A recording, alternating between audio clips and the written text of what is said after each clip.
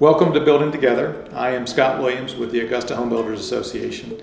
And today we're going to be talking with Craig Tolson, who is the CEO of the Home Builders of Virginia, and Hannah Shields Wood, who is with our Augusta Home Builders Board and also has been actively involved at a state level for a while. I know this, but probably a lot of our members don't, is that when you join a local association, you also become a member of the State Home Builders Association and the National Association of Home Builders. And it wasn't until I got involved with HBAV that I really came to understand what HBAV does for our members, and it's pretty significant. And especially in 2020 and 2021, as we are, as an industry and as a country and a state, grappling with the pandemic, HBAV has done a lot to keep our members, our businesses open, and our guys building houses. So Craig, obviously thank you for what HBAV has done for us, but can you kind of walk us through what that process was like? Yeah, sure. Scott, thank you for having me. And 2020 has been a very different year for everyone, including the Home Builders Association of Virginia, including all of our members. We're in the people business, and that means communicating not just with our members, but our members communicating with one another and seeing each other face to face. For HBAV, what we do happens in Richmond when we talk to members of the General Assembly who create the laws of our state, our regulatory agencies, the Department of Housing, DPOR, DEQ, which our members deal with every single day. And when 2020 kicked off, we had a great year as we went through, or the start of the year, first couple months, as we went through the 2020 session with a record number of pieces of legislation. And then we hit the pandemic, and it was very challenging, but the relationships, our association has been around for 65 years, with Augusta Home Builders being one of 15 local associations that are part of the State Home Builders Association. And because of that long-standing history of being around and having those relationships with our different elected officials, we were able to communicate with them the importance of construction, of residential construction, remodeling, restoration, maintenance, new construction, and how important housing is to get through 2020. Because some states actually did not extend that to the construction industry. So Pennsylvania, for instance, they actually shut construction down for quite a while, didn't they? So that's right. So we were, often we ask our members questions, or people who are in the business who we would like for them to join or renew. And we did not just end up as an essential industry by luck or by chance. It was daily, sometimes multiple times a day, communication with our Secretary of Commerce and Trade, with the Governor's administration, with their staff, to understand how important our industry is to the Commonwealth. We are the 6th largest industry in the state. We've got to make sure that people have a place to live. We have to make sure that when jobs are created, that those jobs have a place to go at night, and that our members can work safely. We knew we could. We knew our members would adapt and evolve into working in this COVID environment, and make sure their customers were taken care of and are safe as well. So I know that you put out a lot of information to our members about how we could conduct business safely during the pandemic. So can you just touch on how you were able to relay that information? Yes, and that's our biggest challenge. As I say, we're in the people business. A lot of times we're communicating when we have monthly meetings at our local associations. We have an annual conference at the state association. So a lot of it has now gone to email and webinar.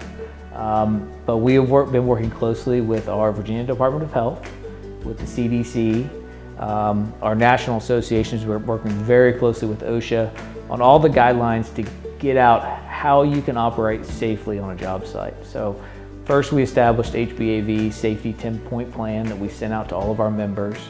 Say, here are the basic things that you need to do on a regular basis to not just to comply, but to keep your workers and your customers safe. We participated in a national job site safety stand down to tell our members, here is the day we're going to all stop for 15 minutes and make sure everybody working on a job site knows how to conduct business in a safe manner. Those are the things that we have to do, that we need to do to get through this. We feel like it also provided a little extra benefit to our members to understand, here's how I can not only keep my job site working and functioning and staying, operating, but also how can I keep my employees safe to get through this together. As we talk about how we all work through the challenges of the pandemic, one of the great ironies is that building permits over the past 12 months have been up, right? But membership at HBAV and therefore the 15 local associations is down. And so how do I make sense of that, Craig? I mean, if the builders are busier than they've ever been, or they have been for the last 5 or 6 years, why is membership down? And what can we do to change that? Yeah. And let me also just make a point when we talk about building permits being up and we talk about 2020 and COVID. And initially, the local building inspectors' offices, they were going to shut down. They were not going to operate because they didn't know how to. We worked very closely with our Department of Housing to communicate with every building inspection office to know that just because construction was essential, that's great if you can start a home, but you have to have inspections, you have to be able to close. So we worked very closely with our state building officials and the local building departments to know how they could operate safely to make sure that not only could builders build, they could get inspections, they get permits, get inspections, and then closings as well, and make sure that our local courthouses knew how they could close to, on properties for the land records. It's been very challenging as Scott mentioned. Our building permits are up over 10% in the state, but our membership is down. A lot of times our members see us, they see the events that we do in person as the true value, and they forget what happens in Richmond every single day at the General Assembly, through building code meetings, through stormwater meetings at DEQ, as we're talking about environmental policy and regulation. We're there every day, and that work has to continue.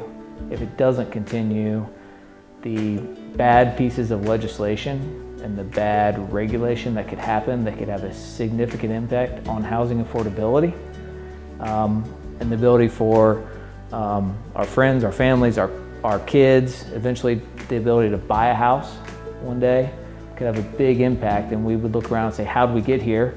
And why are all these construction businesses going out of business now? Instead of supporting the association that is fighting 24/7 in Richmond to make sure their voice is heard and that Virginians all have a place to live and can afford a place to live.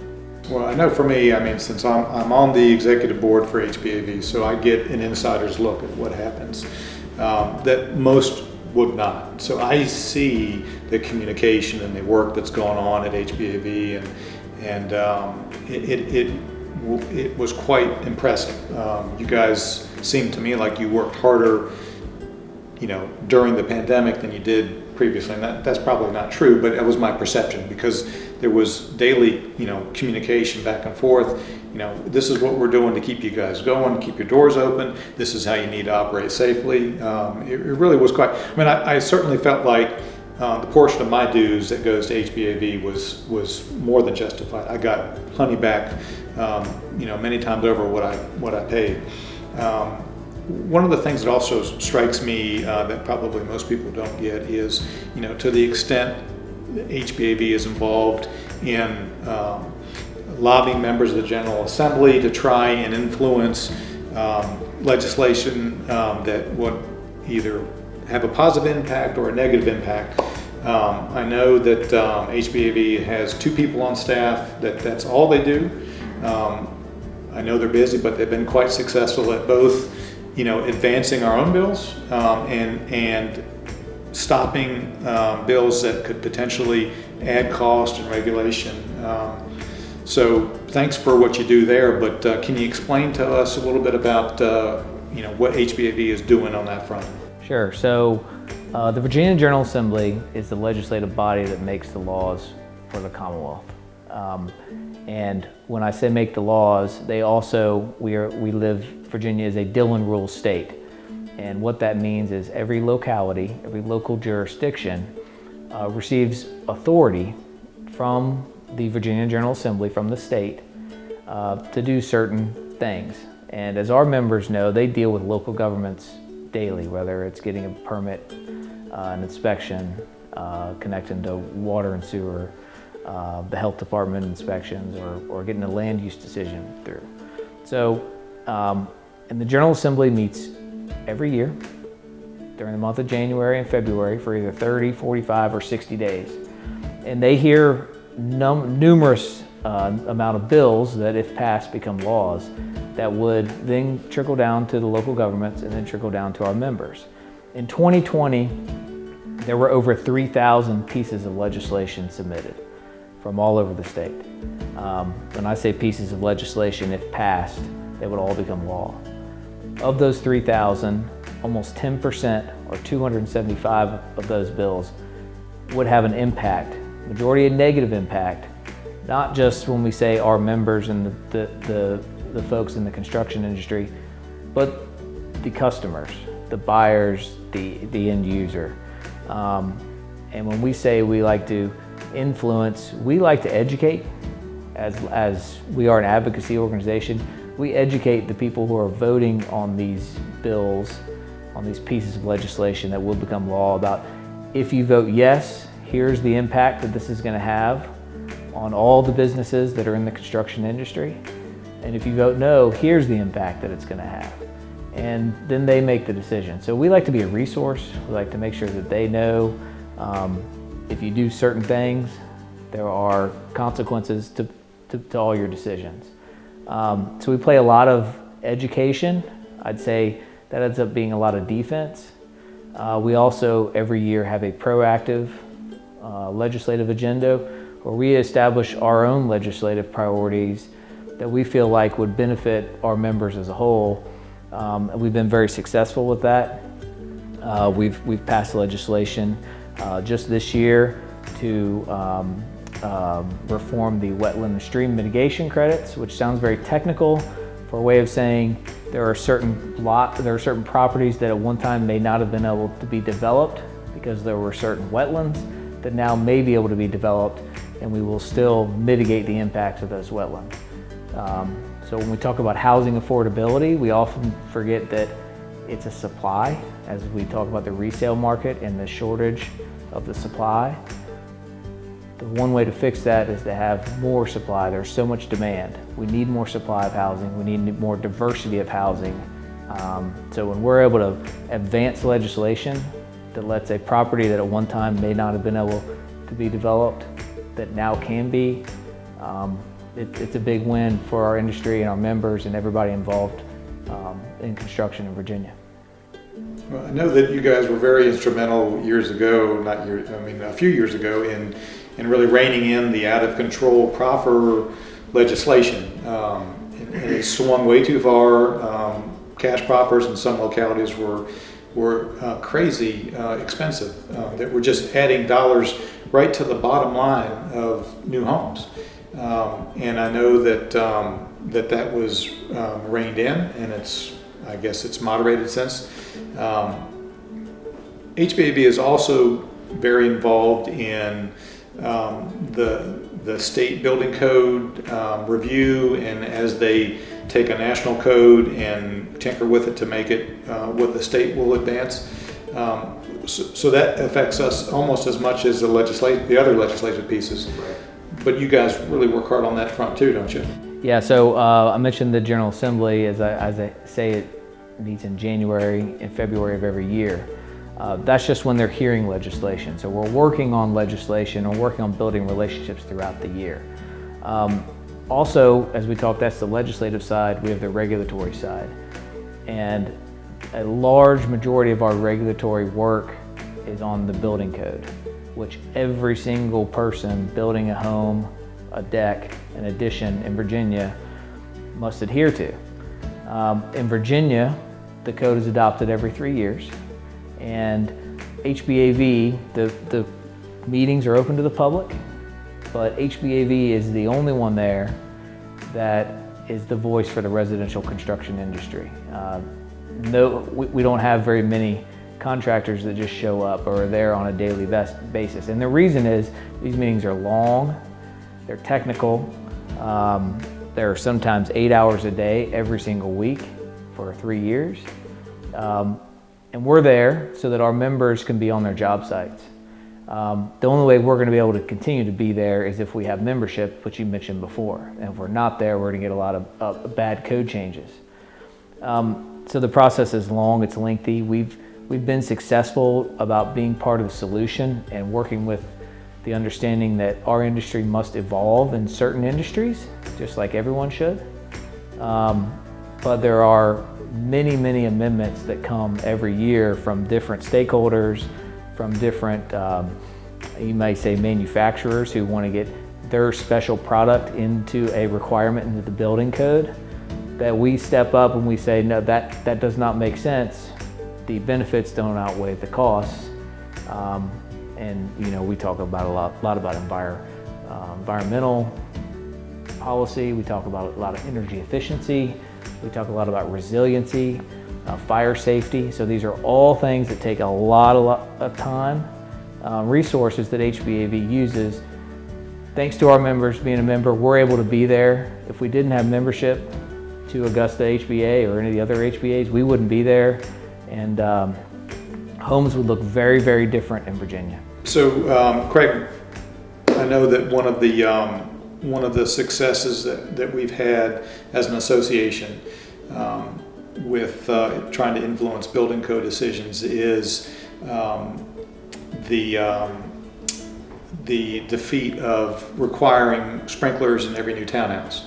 And that's not to say that is not necessarily a bad idea to require them, but the cost of requiring sprinklers, in our opinion, far outweighed the benefit of it.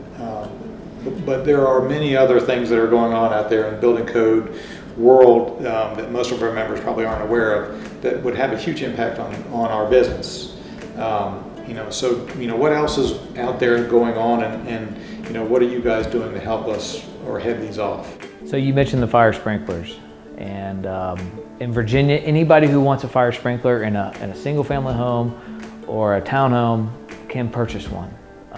Just like your flooring or your countertops or your appliances is 100% allowable in the building code. What we worked with, we talk about minimum mandates, and we talk about affordability. Adding $5,000 to $10,000 a house for a mandatory fire sprinkler system will keep a lot of people not able to purchase a home. And so we worked through the building code process to make sure that that mandate was not a requirement for every single home. You mentioned it very narrowly was defeated this year by one single vote for townhomes not to require fire sprinkler systems. And we work with all the interested parties on all the benefits and the costs, and we don't want to put a cost number on anybody's life, but we have to weigh this and say, we're in a housing affordability crisis, and does this make sense right now for the time? So we worked with the Board of Housing, and by one vote, fire sprinkler systems will not be mandated in the upcoming code. What that signals to us, though, we're within one vote. So if we don't continue the work that we're doing at the state association or at Augusta, if we don't have the members' support, that one vote could swing the other way real quick. And everybody building homes in Virginia could say, well, why do I have to do this now? And that decision was made often at the building code. And why wasn't somebody there supporting? And that goes down to the people in the field, the businesses who made the decision either to be a member of the association or not to be a member. And if you make the decision not to be a member, you're taking that risk into your own hands of the things that may come down the road for you. So a lot of this boils down to the importance of Build Back, and that's funds a lot of what you guys are able to do at the legislative level. I guess, can you touch on the importance of Build Back and why, as members, we need to support that as much as we can? Yes, so kind of the three-legged stool of any advocacy campaign is one, you have to have staff who's there delivering your message every single day. And that's what we are. You mentioned that we have 2 staff members. We're only a full-time staff of 5. We have 2 staff members, and that's all they do is deliver our message to our elected and appointed officials at the state. That's the one leg of the stool. The second leg of the stool is the grassroots campaign, which is our local association. The third leg of the stool is BuildPAC. And what BuildPAC does is that ensures that those running for office, that we're able to support them by helping fund their campaigns for office. If we have somebody who is pro-housing, who understands our issues, who is willing to listen to our issues and wants to ask questions and understands the importance of housing in their district, then we want to make sure, we want to do everything we can to make sure that they do get elected. So often it's, hey, we want to give you a contribution that you can use for signs, that you can use for commercials. So one, that keeps the people in office, and 2, it creates dialogue so that as we work through the system, we can better communicate with those people on different issues, regulatory or legislative, that have a big effect on us. One of the things that struck me when I was looking at information from last year was the amount of money that environmental groups had put into the General Assembly elections, and it was staggering. You know, I mean, I thought that the money that we were spending from BuildPAC was a lot. It was tiny in comparison to what the environmental causes spent in that election. It was crazy. And so if we don't have a seat at the table, it's like to say you're on the menu. And so it's critical for us as an industry to fund, to be members of a local association, and then to fund BuildPAC to help get our voices heard, right? Yeah, that's right. So BuildPAC, so our membership dues do not go towards BuildPAC. Our membership dues go towards having the people in Richmond to deliver the message. BuildPAC is funded 100% by voluntary contributions from members. And we spend about $100,000 a year to support members of the General Assembly or people running for office for the General Assembly that are pro-housing affordability in Virginia. We are outspent 2, 3, 4, 5-fold by groups that are anti-housing, anti-construction. They wouldn't care if another home was built in this state. They don't understand that when we have economic development, we have jobs, we need houses. And money talks. Unfortunately, that's the system that we have. And when people who are anti-housing are writing big checks, it delivers a big message to folks. And we got to make sure our voices are heard. And whether it's $50, $100, $500, if you want to make a difference in politics in Virginia, contribute to BuildPAC. If you want to protect your business, 1, join the association. 2, write a $200 check to BuildPAC. If it's real important to you, write a $1,000 check to BuildPAC. Every single dollar that is contributed to BuildPAC goes to candidates that are pro-housing in Virginia. The other thing that's very important to that is not everyone's local member of the General Assembly may be in a different position or a different committee that can help housing. So you might say, I want to give locally to my person, and that's great. We give all over the state, Republican and Democrat, to their members of the General Assembly. But a certain person in the General Assembly may be a little more influential because they're on a certain committee that hears housing-related issues. And so we want to make sure that person who is pro-housing stays on that committee, is in office, and that's where BuildPAC comes in. It really is. It's a expertise issue. It's a knowing. Well, we need fundraising, and we need to make sure that we help people who can help us the most. So Craig, this year with the building code, is there anything coming up specific that we should be looking out for? Yeah, so we just completed the 2018 code adoption process, and we're waiting on the governor to sign that, and it will likely become effective this July. One of the major changes to that is that blower door testing will be required in all new homes. So no longer the visual inspection, blower door testing will be a requirement. And the ceiling installation will also need to be increased. One of the things that we're able to keep out of the code this cycle that was narrowly defeated was a significant increase to wall insulation. And when we talk about the differences in the wall and the ceiling insulation, the reason that it did not pass this year for the walls is because if we would have increased the insulation, every home being built would have to go to a 2x6 framing package, which has a significant increase, not just on the cost of lumber, as we talk about how lumber costs are just astronomical right now, but also when you talk about, okay, well, the square footage of the home is going to be slightly less. Every home is going to have to be re-engineered, redesigned. The footprint of the home is going to change. So there were so many different changes. So when you talk about wall insulation, that's something we're going to continue to work on during the next cycle. There has been a big push in a lot of resiliency aspects to increase the elevation of homes, to have mandatory EV chargers in every garage. You know, these are the things we work through on a daily basis that would affect our members. Yeah, so to me, I think bottom line is it's important for people to be members of their local associations because that shows strength in numbers, and it adds money to HBAB's budget, strength in numbers, more members. Obviously, HBAB is doing great work representing our industry. So I want to say thank you, Craig, to you and staff, what you're doing for our local association at a state level, and then thank you as well, Hannah, for sitting in with us as we do another version of Building Together from the Augusta Home Builders.